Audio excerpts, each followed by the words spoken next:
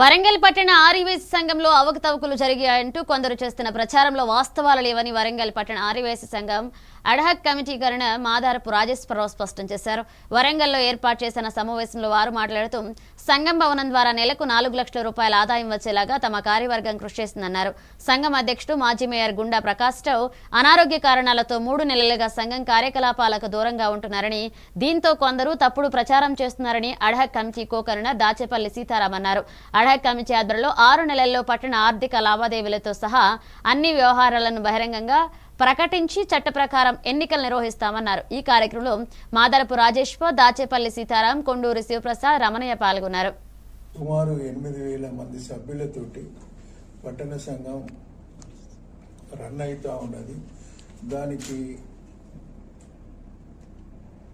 700 రూపాయల కిరాయి వచ్చే అటువంటి దానికి సుమారు 4 లక్షల రూపాయల కిరాయి వచ్చేటట్టు మాజీ మేయర్ గుండా ప్రకాష్ రావు మరి నేను కలిసి మన తోటి మిత్రులు కార్యవర్గ సభ్యులు కూడా కలిసి ఈ కట్టడం చేయడం. వరంగల్ ఆర్యవేశ సంఘం సంబంధించినటువంటి పట్టణ ఆర్యవేశ సంఘము బిల్డింగ్ మీద పలు విమర్శలు రావడం జరుగుతూ ఉన్నది.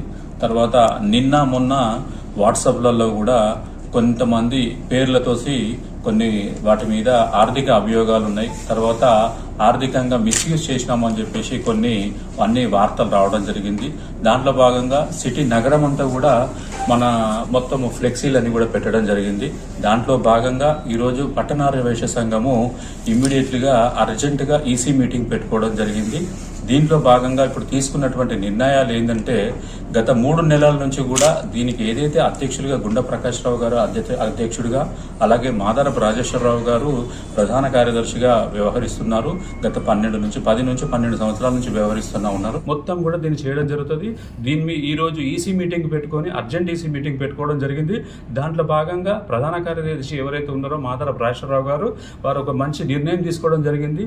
దీనికి అడాక్ కమిటీ అనేది కూడా ఈ రోజు వేయడం జరిగింది. అడాక్ కమిటీలో కూడా మన కన్వీనర్గా మాదారపు రాజేశ్వరరావు గారు ఉంటారు. అలాగే ఇద్దరు కో కన్వీనర్స్ ఉంటారు. అలాగే 2-3 లీగల్ అడ్వైజర్స్ ఉంటారు. తర్వాత 2 సీనియర్ మెంబర్స్ కూడా ఉంటారు.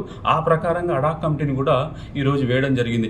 ఈ అడాక్ కమిటీ వచ్చేసి సుమారు 3 నెలల నుంచి 6 నెలలలో ఈ పట్టణ సంఘానికి సంబంధించినటువంటి పూర్తి లావాదేవీలను వీటన్నిటిని కూడా బహిర్గతం చేసేసి ప్రెస్కు తర్వాత అందరికీ కూడా ప్రజలందరికీ కూడా తెలియజేయడం జరుగుతుంది.